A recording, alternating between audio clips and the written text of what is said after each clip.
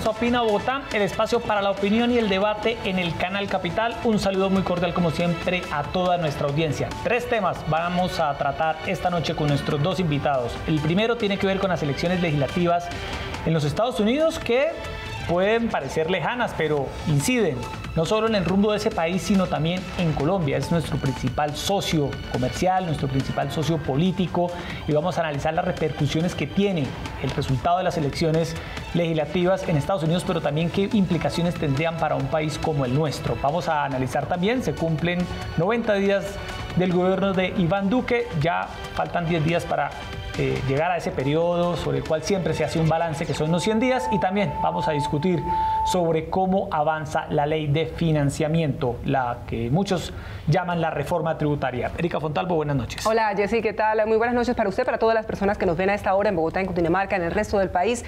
Gracias por estar una vez más en este Opina Bogotá. Y tenemos el hecho internacional del momento, del que hablan todas las agencias internacionales, todos los medios del mundo, la derrota del presidente Donald Trump en la Cámara de Representantes. Y es que eso cambia, Jessy, radicalmente el panorama político en los Estados Unidos. Hoy se ha pronunciado el señor Trump, que adivine, ha culpado a los medios de comunicación precisamente de esa derrota. Él mantiene su hegemonía en el Senado, pero claramente esta victoria de los demócratas en la Cámara Baja de los Estados Unidos va a frenar un poco su agenda, según el análisis que seguramente ratificarán nuestros invitados esta noche, y que claramente para muchos sectores de la opinión en el mundo equivale a un alivio, por lo menos un respiro. Así es, saludamos esta noche a Sandra Borda, reconocida analista política, politóloga, internacionalista. Esta es una de las analistas que más conoce el tema de los Estados Unidos, y está con nosotros esta noche para comentar este tema. Sandra, buenas noches, bienvenida como siempre. Hola, muy buenas noches, muchísimas gracias por la invitación y buenas noches a todos. Bueno, y también nos acompaña el profesor Carlos Arias, analista, profesor de la Universidad Externado, gerente de la firma Estrategia y Poder.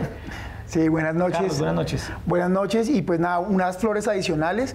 Sandra no solamente es experta en estos temas, sino que vivió en carne propia la política, porque estudió allí y la analizó y la investigó de fondo. Yo he leído algunos artículos de ella en la Universidad Jorge Tadeo Lozano. Claro, vamos a hablar con ella sobre ese tema. Bueno, óyeme, y ahora que usted hablaba de los medios, también esta campaña a las elecciones legislativas en los Estados Unidos puso sobre el tapete un tema que vale la pena también analizar, Erika, el papel de los medios de comunicación. Claro. Había una investigación del Instituto Reuters, del Instituto Oxford de Internet, que decía que las noticias falsas incrementaron en esta oportunidad el debate en los Estados Unidos. Pero iniciemos con usted, profesora Sandra Borda. Donald Trump ha mantenido el control del Senado, pero ha perdido el control de la Cámara. Para muchos analistas esto significa el regreso de los demócratas tras 8 años de estar en la oposición, de estar perdiendo el control de la Cámara. Dicen que va a ser un periodo muy difícil para lo que resta del gobierno de Donald Trump, de sus principales reformas.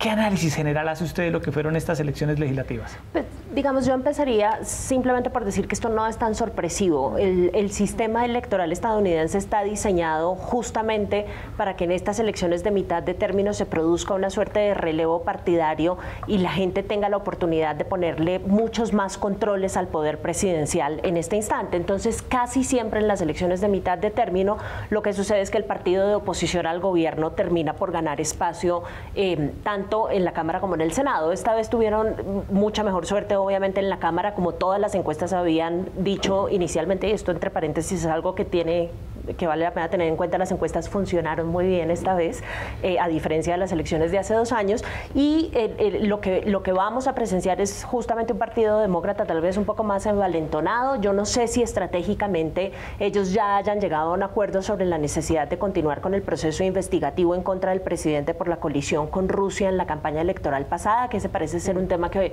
obsesiona a los demócratas, o si por el contrario decidan hacer una oposición mucho más basada en temas centrales centrales para el electorado estadounidense, como el tema de la reforma a la salud, el tema de la reforma tributaria, en fin, que parece ser, le preocupa mucho más a los estadounidenses en esta ocasión que el tema de Rusia. Pero claramente, Carlos, aquí ha habido un mensaje, ¿no? Pues, evidentemente los electores de la clase obrera de esa América profunda abrazaron todas las teorías y principios de ese discurso de miedo, de odio de Donald Trump, pero hay un sector de Estados Unidos que parece que empieza a reaccionar y a decir, mire, si dejamos que todo esto avance, podría ser muy complicado a futuro porque hay una polarización cada vez más evidente en este país. ¿El señor Donald Trump hará caso de este mensaje o seguirá a por libre como nos tiene acostumbrados? Bien, antes de entrar a responder esto, creo que es importante señalar 3 cosas de lo que dijo Sandra, y es que las encuestas en elecciones uninominales funcionan de una forma diferente a cuerpos colegiados. ¿Por qué? Porque en elecciones uninominales está la presencia y el carisma y la personalidad política del candidato. No pasa lo mismo en elecciones para Congreso o Cámara, y creo que esto sucede en todos los países. Esa es la primera. La segunda, hay que, ya recogiendo tu pregunta, hay que empezar a darse cuenta, si uno mira todo el mapa de los Estados Unidos y se da cuenta que efectivamente Donald Trump no solamente se afinca, sino se fortalece en estos estados y hacia el interior de los Estados Unidos. Es decir, en este elector campesino, en este elector de anclajes muy fuertes alrededor del nacionalismo, alrededor de, digamos, del temas raciales muy fuertes que han sido la bandera de Donald Trump, ahí se afianza. Creo yo, y ya para empezar a terminar de responderte, creo que sí es un llamado muy importante por un punto súper clave, y es que las mujeres en esta ocasión logran llegar no solamente en mayor número, sino con mayor fuerza. Creo que el caso más representativo, que también recogen todos los medios, es la mujer que en el estado de Nueva York es la más joven y viene de una, no solamente demócrata, sino más que demócrata, como socialista. Y latina, además. Y latina. Un apellido y además de latino. eso también tenemos representantes a la Cámara que vienen, no sé si la palabra es la más correcta, son americanas, pero también son árabes.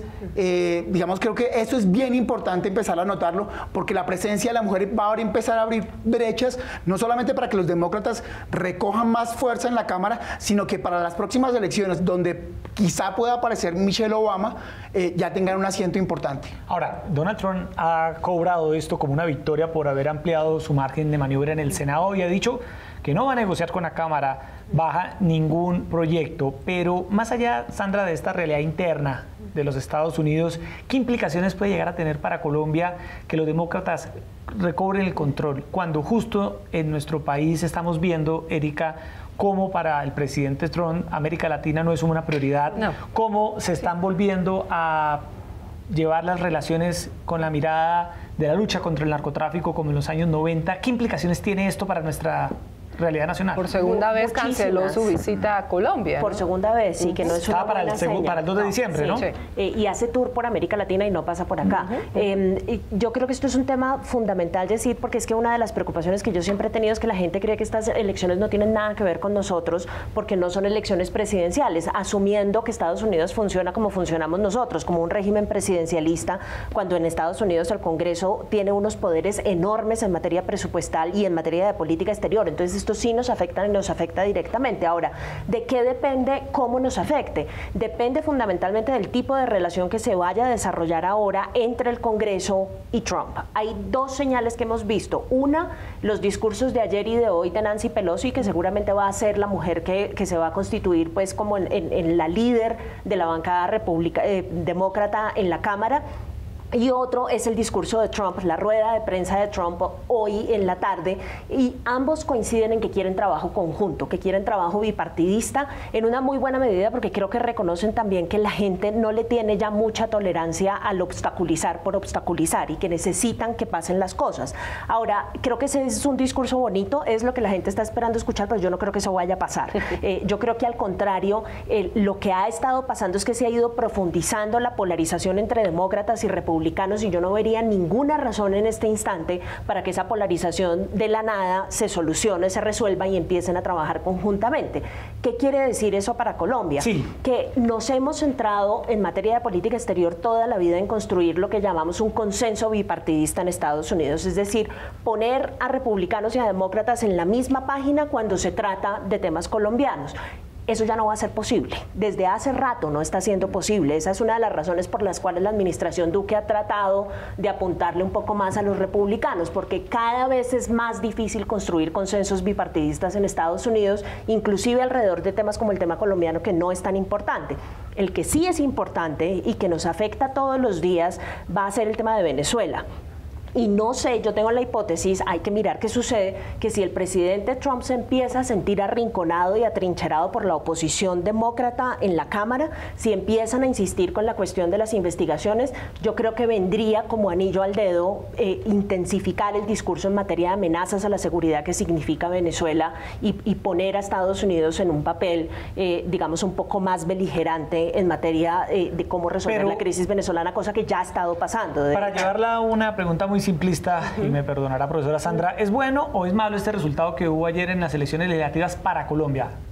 Pues yo creo que ese resultado no tiene predicciones directas en materia de lo que suceda con Colombia, sino hasta que sepamos cómo se va a desarrollar la relación entre los dos partidos, que va a pasar muy rápido. En el primer mes en el que los demócratas asuman funciones en la Cámara, nos vamos a dar cuenta en qué tónica están los demócratas. Si van a insistir con la investigación, van a poner a Trump contra una esquina, y Trump contra una esquina es una pésima idea. Impredecible, sí. Más de lo que ya es. Es un peligro. Yo quisiera anotar una cosa allí importante. No se metan conmigo porque pues en amenazó, el Senado, ¿no? Sí, claro, no se metan conmigo, no me intenten abrir una investigación en la Cámara, que podrían, claramente, porque tienen mayoría, porque si no, vamos, los persigo a todos. Sí. Yo quisiera apuntar algo adicional de la cortina de humo que puede plantear Donald Trump con el tema de Venezuela, y es el tema de los recursos que vienen por la Agencia de los Estados Unidos para el Desarrollo Internacional, USAID, que no solamente ahora, sino en los últimos 15 años, desde el primer Plan Colombia, ha sido supremamente importante para la economía y sobre todo importante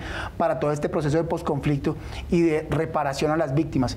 No es un secreto que USAID viene trabajando muy fuertemente y viene apoyando al gobierno nacional y viene apoyando a las organizaciones sociales.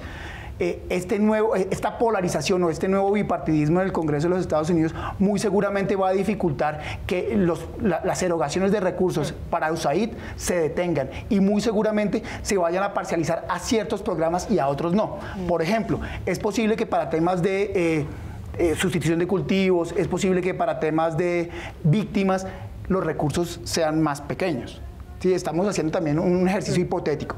Y puede que para otro tipo de temas que tienen que ver con defensa suban. Pero sí, claramente, y lo que se ha venido viendo desde que llega Donald Trump, es que los recursos, que no solamente parten desde USAID como la agencia oficial de los Estados Unidos, sino las otras agencias y las otras fundaciones, se disminuyen. Bueno, hay un tema que Carlos mencionó antes y yo quisiera retomar porque quisiera conocer la valoración de Sandra en torno al ascenso de la mujer y además al ascenso de mujeres que en el caso de las 3 colombianas que van a llegar a ocupar escaños en puestos importantes, puestos legislativos en la Asamblea, pues de los respectivos estados y demás, 3 mujeres de origen colombiano, bien sea porque hayan nacido aquí o porque sus padres sean colombianos, también las diputadas musulmanas.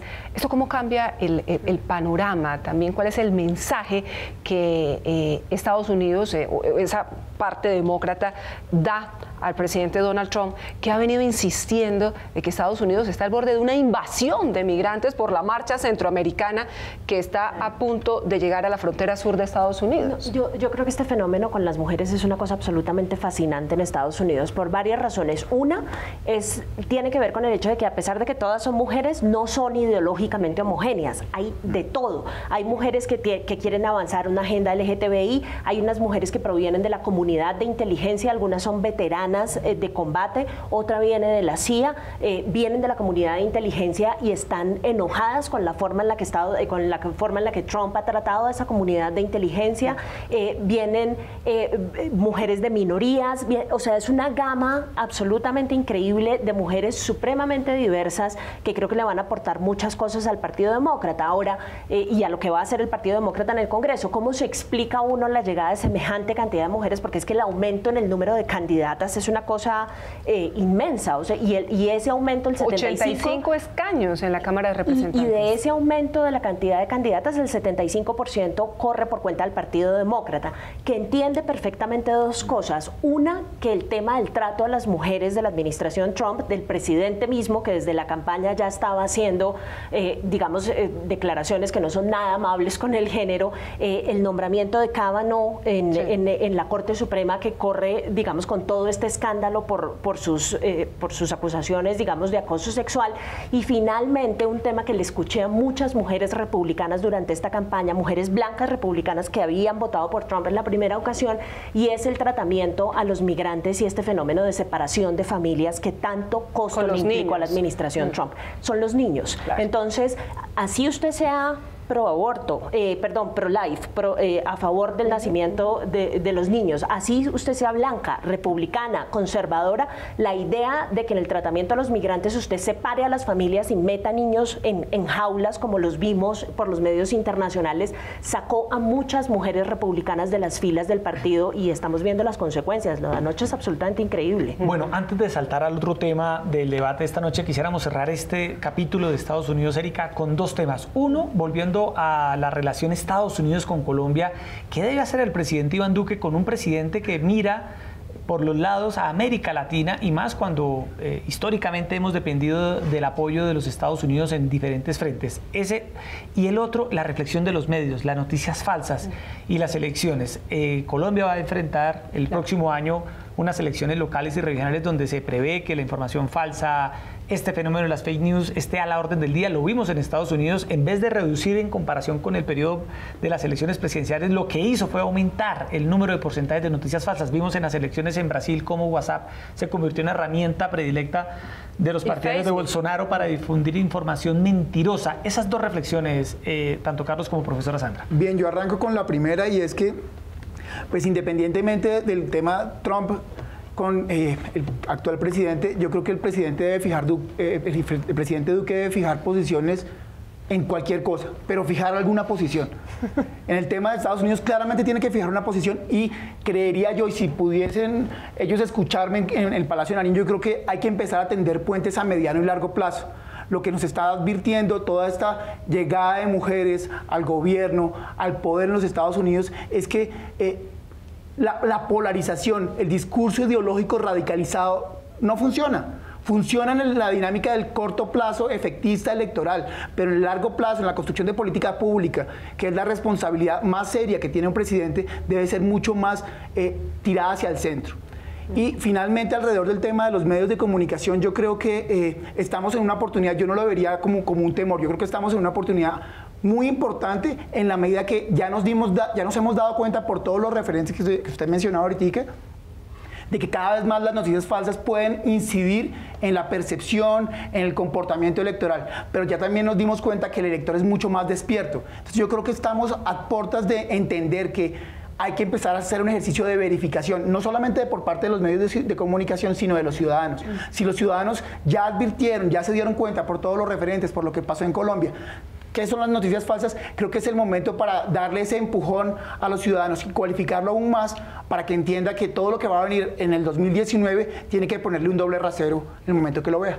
Sí, solamente para retomar ese último punto, Carlos, yo creo que hay una cosa bien interesante, y es que los medios de comunicación tradicionales, y eso lo acaba de demostrar la elección en Estados Unidos, se han constituido en los protagonistas en esta cosa de los fake news. O sea, si alguien tiene que hacer el ejercicio, los ciudadanos por supuesto también, aunque digamos ahí hay otro montón de preocupaciones, pero si alguien tiene que hacer la tarea de encargarse de verificar qué es cierto y qué no es cierto, son los medios de comunicación tradicionales. Eso es lo que han hecho toda la vida, finalmente. Entonces, Entonces, creo que la elección en Estados Unidos demuestra que esa función de esos medios fue trascendental en esta última elección y que no es una buena idea que el establecimiento, en este caso el gobierno Trump, y hoy lo volvió a hacer en la rueda de prensa de la tarde, arremeta contra esos medios de comunicación tradicionales, porque el costo que puede terminar pagando por alguien que está haciendo, arremetiendo contra alguien que está haciendo una labor social tan importante en momentos en los que las fake news están teniendo tanto poder, es enorme.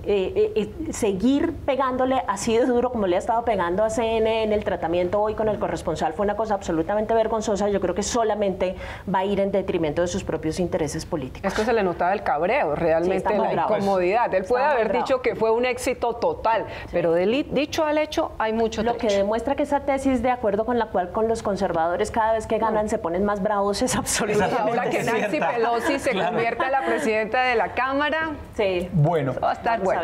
Se cumplen 90 días, Erika, del gobierno Duque. días? Sí, ya estamos a punto de llegar a ese periodo famoso de los 100 días. El presidente Duque ha dicho lo siguiente. Vamos a entrar a analizar, pero vamos a ver qué ha dicho el presidente Duque. Ha dicho que ha puesto la casa en orden. Ha dicho que tienen en estos momentos, Erika, un desafío enorme de conseguir 14 billones de pesos por el desfinanciamiento del presupuesto para el próximo año. Ha señalado que llega a este límite de tiempo en medio de una intensa polémica por este proyecto de reforma, pero también buscando austeridad en el gobierno, entre muchos otros temas como el paquete anticorrupción y demás. Cosas para destacar, si hay para destacar, y cosas para cuestionar, si hay para cuestionar. Iniciemos con usted, Sandra. Pues mire, yo he visto un fenómeno que me parece absolutamente fascinante, que tiene que ver con el tema que a mí más me preocupa, que es el tema de la implementación de la paz. Creo que hay un discurso de double track, como le dicen los gringos, como de doble línea, un discurso que sugiere que el gobierno, y si usted recoge, por ejemplo, el discurso del presidente en la Asamblea de Naciones Unidas, es ese tipo de discurso, que el gobierno sigue comprometido con la implementación de los acuerdos de paz, que no era cierto que los iba a volver trizas y que ahí estamos firmes. El otro está compuesto por dos fenómenos distintos. Uno, el discurso del Centro Democrático y los proyectos de ley que ha intentado pasar el Centro Democrático en el Congreso, que creo yo sí están destinados a convertir en trizas el acuerdo de paz, y un esfuerzo muy ingente, muy lastimero, muy mediocre del gobierno por realmente meterle el dinero y hacerle y ponerle voluntad política al proceso de implementación. Creo que están construyendo una suerte de fachada destinada a hacerle un poco de apaciguamiento a la comunidad internacional y decirle no se preocupe que nosotros vamos a seguir con este asunto, y a la hora de la verdad lo que están haciendo a nivel interno es debilitando profundamente el proceso de implementación del proceso de los acuerdos de paz, con una consecuencia en el largo plazo que va a ir en detrimento de los mismos intereses del presidente y del partido de gobierno, el Centro Democrático, porque si no logran implementar el proceso de paz, la culpa ya no se la van a poder echar a Santos. Pero en este momento nadie habla del tema, profesora Sandra, porque todo el mundo está ocupado en la ley de financiamiento, que ha sido una bomba para este gobierno. Carlos, ha caído justamente porque no hablan de temas que se pueden dar el lujo de estar diciendo una cosa y haciendo otra. Efectivamente, pero en ese momento la gente, lo que dice en la calle, los gremios, la verdad es que este tema de la ley de financiamiento ha puesto casi de acuerdo a todos los sectores políticos, a los gremios, a la opinión pública, Carlos, en torno a que hay que buscar un plan B. El gobierno dice que no tiene plan B, pero ahí está el expresidente Álvaro Uribe dispuesto a tender la mano. Vea, yo me voy a saltarme un poquitico la pregunta, Jessy, del bueno, lo malo y lo feo de lo que está pasando en estos 90 o 100 días de Iván Duque. Yo básicamente lo que encuentro es una doble estrategia, y no solamente en el tema de la paz.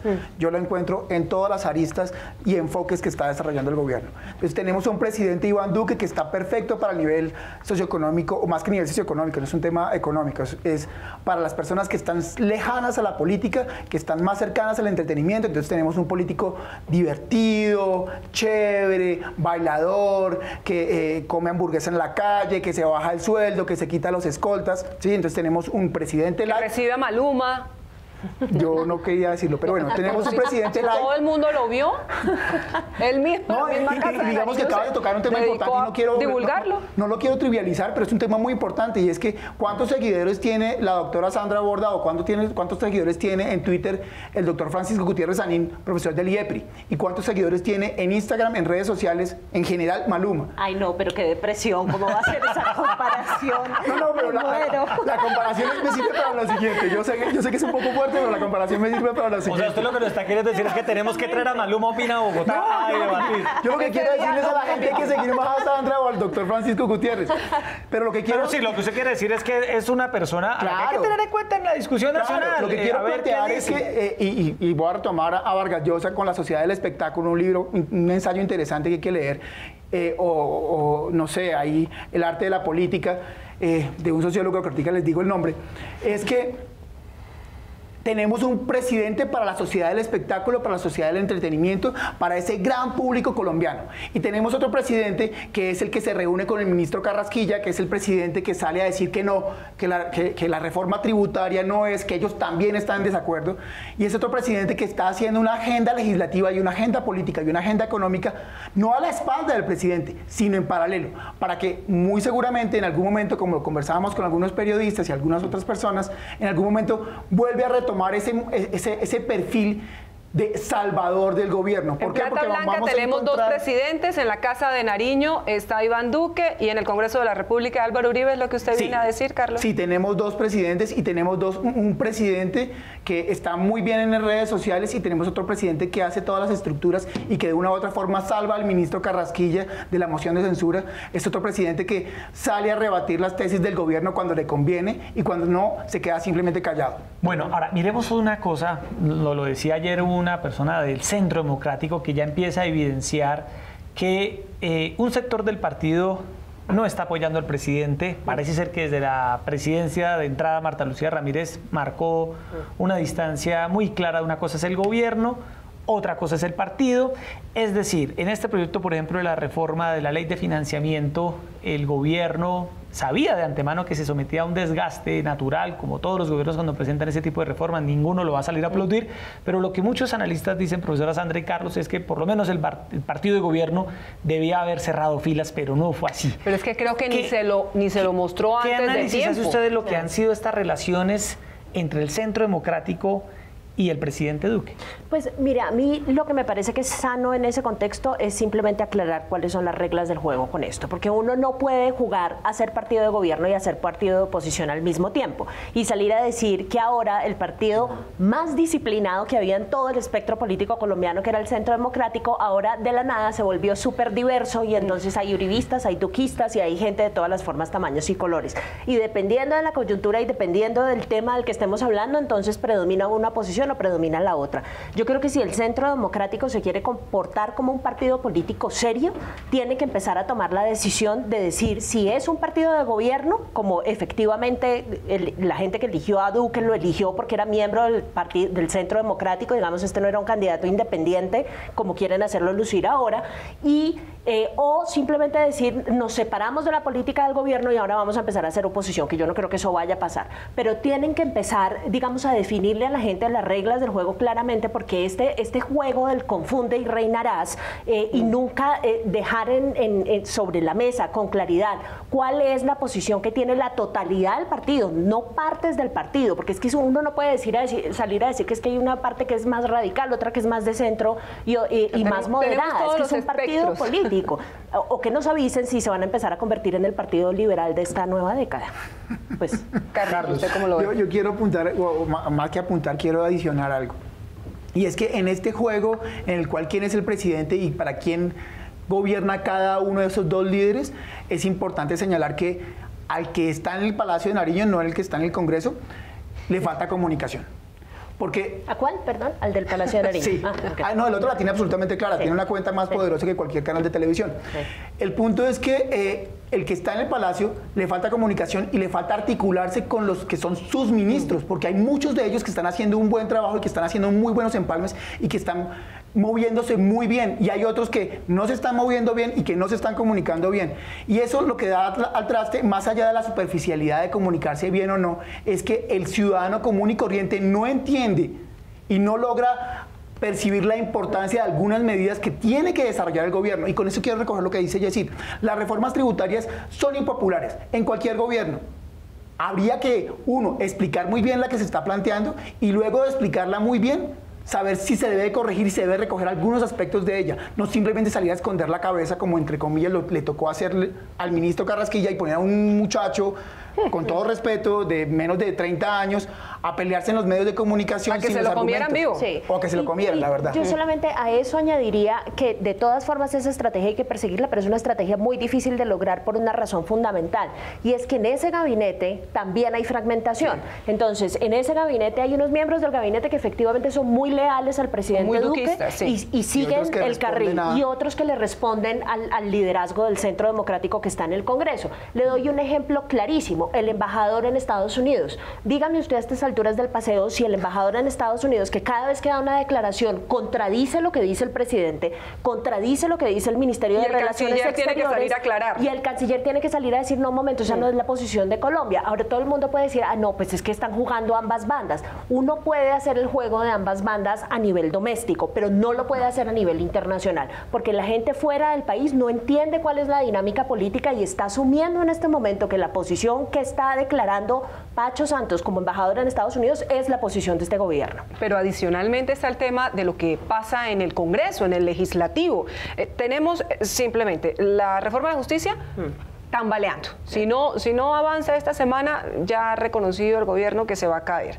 El tema de las leyes, que el paquete anticorrupción que salieron de la consulta, que ahí también poquito a poquito lo han ido tumbando. Sí. Poco a poco y se ha venido la reforma política que nos devuelve la época del lapicero y la fila india, donde los directores de los partidos nombran quién van a ser los candidatos en las regiones, desconociendo los liderazgos que hay en cada una de las regiones en los diferentes partidos. En la reforma de la justicia del Consejo Superior de la Judicatura supuestamente lo íbamos a eliminar y ahora va a salir fortalecido porque es el que va a escoger a los 14 20% del presupuesto para el Congreso de la República para que ellos lo manejen. Entonces uno se pregunta, tampoco en el Congreso está funcionando el tema. Ya sabíamos que el gobierno Duque no tenía las grandes mayorías, pero ahí ha estado la ministra del Interior que tampoco le sale una. Sí, pero es que el rumor en el Congreso es que no hay estrategia de construcción de consenso al interior del Congreso por parte del gobierno. ¿De quién, y eso es responsabilidad de la ministra y es responsabilidad del presidente. Entonces, si no hay una estrategia, porque es que eso no es solamente como ir y charlarse a la gente, digamos, eso requiere una estrategia política clara, una estrategia que además hay que decir en la anterior administración Uribe estaba más o menos clara, Santos más o menos clara. No quiero decir que en todos los casos funcione, pero hay que saber quién está dónde, ir a conversar y construir estrategia ¿No será política. que es porque y falta mermelada? El gobierno. Mira, aquí yo escuchaba y hace unos días me encontraba con unas personas del Congreso, me decían que hay un nuevo término que se llama mermelada light. ¿Sí? La mermelada light es esa desarticulación y esa falta de estrategia en donde yo sí te voy a dar cositas, entonces yo sí te nombro a ciertas personas en organismos descentralizados, pero no alguna estructura para decir, bueno, entonces mire, nos vamos a ir de frente y vamos a nombrar esto y esto porque necesito sacar estos y estos paquetes. Legislativos me refiero. Entonces, creo que esa mermelada light le está haciendo más daño al gobierno nacional y le va a hacer más daño a los colombianos en el mediano plazo. ¿Por qué? Porque volvemos a encontrarnos en la primera premisa cuando arrancamos esta conversación y es, encontramos un presidente que no fija posición en algo claro y cuando la fija posición o cuando fija posiciones en temas claros, sus acciones no corresponden a su discurso. Entonces su discurso y su video muy bonito en redes sociales es alrededor del tema de la corrupción, que va a ser un frente común de la corrupción, y va Naciones Unidas y saca un discurso genial, pero cuando uno empieza a mirar la dinámica del Congreso, en la consulta anticorrupción se da cuenta que están tumbando poco a poco las premisas de la consulta. Bueno, vamos a leer otra línea de lo que ha sido el balance de Iván Duque aquí para comentarlas. Ha dicho el presidente que durante sus 90 días de gobierno ha adelantado 14 talleres construyendo país, donde ha escuchado a la ciudadanía de la Colombia profunda para establecer respuestas a las necesidades de las regiones. En eso, Erika, uno se ha visto al presidente todos los sábados yendo a las regiones. Y es que ¿Qué análisis hace? El presidente no es un psiquiatra, uno no nombra a un presidente para que se siente a escucharlo, digamos. Aquí lo que hay que hacer, yo tengo muchos problemas con esa nueva versión de los consejos comunitarios, como tuve problemas con los consejos comunitarios, a mí me parece que esa no es una forma de gestión efectiva y tampoco me parece que profundice la democracia, pero en aras de la discusión. Sí. Si usted cree que esa es la única forma de informarse sobre las necesidades de la gente, lo que usted se espera después de un consejo comunitario es que haya un proceso de construcción de política pública para responder a las necesidades que usted como presidente tan amablemente se fue hasta la fuente a escuchar. Y lo que yo no veo es plan. Y parte del problema por el cual no hay plan, y creo que esto es una cosa mucho más estructural, es porque, y he venido insistiendo en eso desde hace tiempos, el presidente Uribe tenía un plan claro alrededor del cual se articulaba toda la política pública de su gobierno, la seguridad democrática. El presidente Santos tenía un plan claro alrededor del cual se articulaba toda su política de gobierno, el proceso de paz. Díganme alguien, por favor, ¿cuál es el gran plan de gobierno de la administración Duque? Porque yo a estas alturas del paseo busco y busco, leo y no logro identificar cuál es el hilo conductor de la gestión del presidente Duque. Y cada vez que alguien me dice es la economía naranja, pues se me estalla la cabeza, porque usted no puede en un país como estos construir una política pública alrededor de un tema de esa naturaleza. Este país necesita proyecto político y necesita proyecto social. Para eso se escogen los presidentes, para que ejerzan liderazgo. Usted que es una estratega de estos temas políticos y de comunicaciones, Carlos, ¿qué es lo que le hace falta al gobierno? Realmente nos habíamos quedado con esa famosa frase del gobierno Santos, que es que el gobierno no sabía comunicar, pero uno no sabe si este gobierno no sabe comunicar o es que no tiene nada que comunicar. Vea, yo voy a aparecer por profesor. Y hay un señor que se llama Mario Riorda, que habla de comunicación de gobierno. Y básicamente, en términos sencillos, plantea 3 elementos, que son mito, legado y consenso. ¿Sí? La construcción del mito de Juan Manuel Santos y de Álvaro Uribe Vélez ya la señaló a grandes rasgos y muy bien la doctora Sandra. ¿Cuál es el mito y cuál es el consenso que se está construyendo? No hay. Lo que estamos buscando es un eclecticismo presidencial. Entonces, yo soy un poquito de Uribe, yo soy un poquito de Juan Manuel, yo soy un poquito conciliador. Yo soy un poquito de nada. Los ciudadanos, no solamente los electores, los ciudadanos quieren un presidente con posiciones firmes. Claro, puede que en algunas de esas posiciones se equivoquen, puede que esas posiciones sean impopulares, perdón. Pero tienen posiciones y lo que se rescata en términos del imaginario perceptual del ciudadano es esa posición para construir el mito. Y desde ese mito se empieza a construir el consenso porque ahí van las negociaciones y a partir de eso se construye el legado. Cuando uno no tiene la primera, que es la construcción del mito, las bases de construcción del mito, de lo que es lo simbólico que representa el gobierno, pues básicamente empieza a encontrarse a los 100 o a los 200 días o al primer año con un gobierno que uno no sabe para dónde va ni qué es lo que quiere, porque volvemos al punto. Por un lado dice una cosa, pero por otro lado hace otra. Bueno, y para empezar a terminar aquí los 3 temas que vamos a tocar esta noche. Se está poniendo cada vez mejor. El tema de la ley de financiamiento, Erika, que tiene que ver también con el balance del presidente, y es que el presidente llega justo a su... Por eso es que lo están recordando. Ese es el mito y el legado que nos podría dejar. Imagínese una reforma tributaria. Llega a sus primeros 100 días con esta ley de financiamiento. Aquí hemos hecho análisis de ese tema. Evidentemente, lo decía Carlos Arias, tramitar una ley que implique aumentar impuestos jamás va a ser popular, nunca un presidente va a ser aplaudido, pero el gobierno ha manifestado que encontró desfinanciada la inversión social, los programas de educación, de salud, de infraestructura, incluso de la implementación de la paz, y el gobierno Duque ha sido claro en decir, si no es así, ¿cómo? Sí. Profesora Sandra. Permítame, hago el análisis político de eso, porque obviamente en el análisis económico no me voy a meter ni por las curvas, pero fíjese aquí hay 2 cosas bien interesantes. Una de ellas tiene que ver con una discusión que creo yo sí es una discusión muy importante, y es esa gran divergencia que hay entre el discurso electoral y lo que se está haciendo en materia tributaria hoy en día. Entonces todo el mundo le dice a uno, ay, pero todos los políticos mienten, no hay ningún problema en que digan una cosa en campaña y que después vengan a decir otra. Sí, él dijo que no nos iba a poner más impuestos, pero pues es que ahora es presidente. No, esto es un tema fundamental. A los políticos hay que empezar a pedirles la valentía de que le digan a uno las cosas en la cara en las campañas electorales. Fíjese que Sergio Fajardo no hizo eso. Aquí. Sergio Fajardo lo dijo clarísimo y casi lo fusilan. ¿Sí? Casi lo fusilan. Dijo, no, pues es que impuestos sí hay que subir. ¿Qué hacemos? Y quiero pues subir la edad pensional. La edad de las pensiones también. Esto que le quede a todos los electores en la cabeza. Mucho mejor que le digan a uno las mentiras las verdades, perdón, en etapa electoral, a que se las vengan a decir cuando ya no hay absolutamente nada que hacer. Nos tenemos que volver un electorado más responsable, y parte de eso consiste en exigirle a los políticos que nos digan las cosas en la cara mientras están haciendo campaña. Y el otro tema es que a mí con esta discusión de los impuestos en Colombia me genera un poco de impaciencia el hecho de que queremos un Estado que funcione divinamente, queremos un Estado que se encargue de un montón de tareas, pero queremos que la plata para que ese Estado funcione aparezca como de la nada.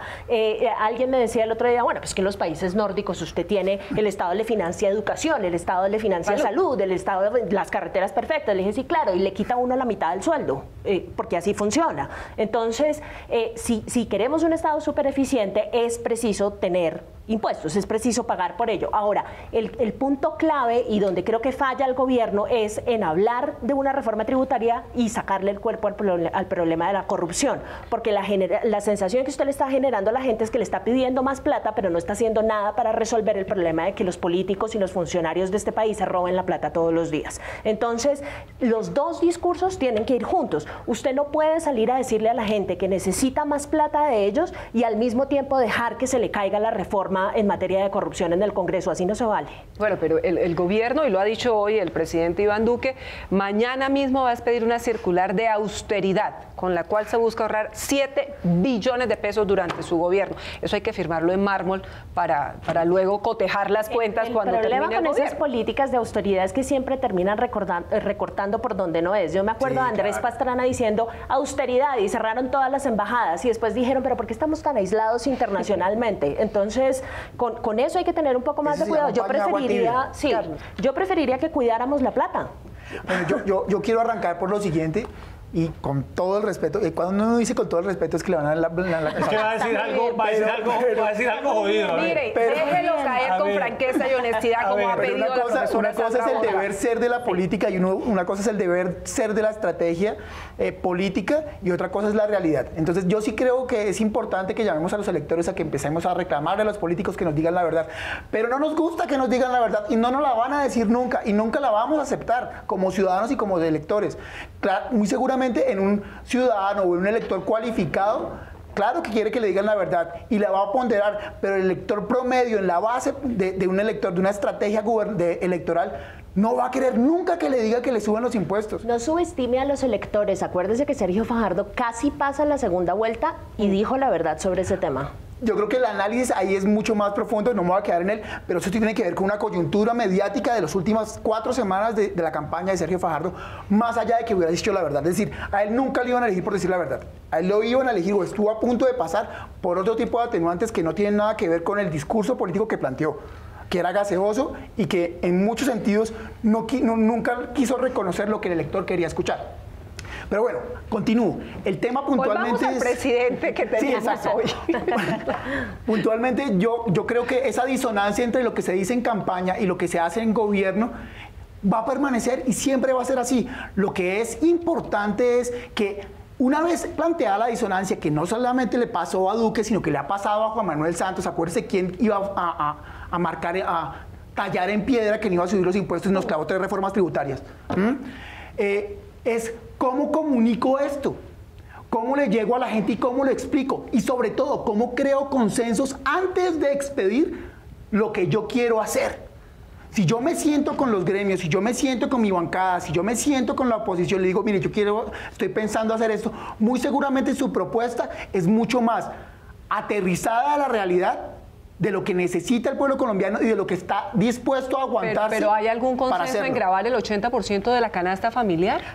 Por eso mismo, tienes toda la razón. Es que si yo no hago una discusión de eso previo, pues salgo con una barrabasada de estas. Si yo no hago una discusión de esto, pues claro, me estrello directamente con los medios de comunicación. O sea, hace mucho tiempo no encontrábamos una propuesta presidencial o una propuesta de gobierno que unificara a Petro con Uribe, ¿sí? Que unificara a todas las centrales obreras con los empresarios. El Consejo Gremial está dividido. Sí.